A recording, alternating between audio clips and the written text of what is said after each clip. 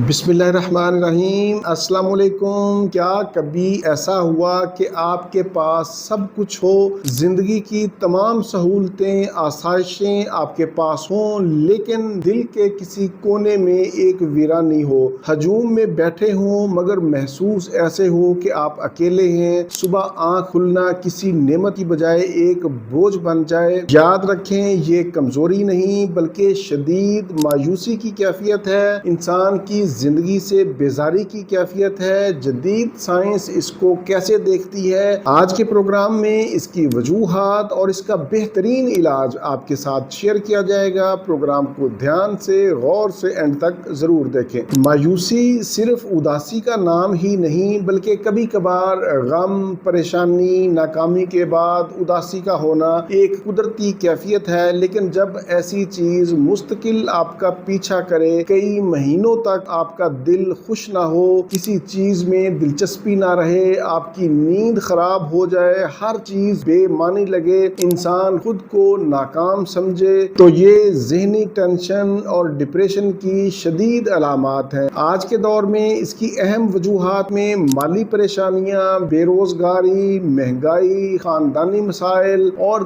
दायमी बीमारियां काबिल जिक्र हैं और ये अहम है। आज के दौर में इंसान सिर्फ खाने पीने और काम करने की मशीन बनकर रह गया है। जिंदगी का मकसद खत्म हो गया है। जदीद मेडिकल साइंस ये कहती है कि जब कोई शख्स मुसलसल उदास या डिप्रेशन में रहता है तो उसके जिस्म का कीमियाई तवाज़ुन बिगड़ जाता है, तो फिर कोई भी चीज अच्छी नहीं लगती, किसी बात की खुशी नहीं होती, जिंदगी बेरंग हो जाती है, काम करने को दिल नहीं करता, मुसलसल ज़हनी थकावट का शिकार हो जाते हैं, फोकस नहीं रहता, दिमाग धुंधला जाता है, आपसे कोई बात करे तो समझने में मुश्किल होती है, ज़हन कहीं खोया हुआ होता है। अल्लाह ना करे अगर आप या आपके किसी अजीज रिश्तेदार के साथ इस तरह का मसला हो तो होम्योपैथी में इसका कामयाब इलाज मौजूद है। वैसे तो होम्योपैथी में बेशुमार अद्वियात हैं ज़हनी टेंशन, डिप्रेशन की, लेकिन आज के प्रोग्राम में मैंने सारी कैफियत को देखते हुए जो मैंने प्रोग्राम के अंदर बताई हैं, इनको देखते हुए सिर्फ एक दवाई का इंतखाब किया है ताकि आपको दवाई इस्तेमाल करने में कोई परेशानी ना आए। आज की हमारी दवाई का नाम है औरम मेट। इसकी अहम अलामात सुन लें कि कौन कौन से लोग इस दवाई को इस्तेमाल कर सकते हैं। ऐसे लोग जो नाउमीदी की इंतहा को छूते हैं, खुद को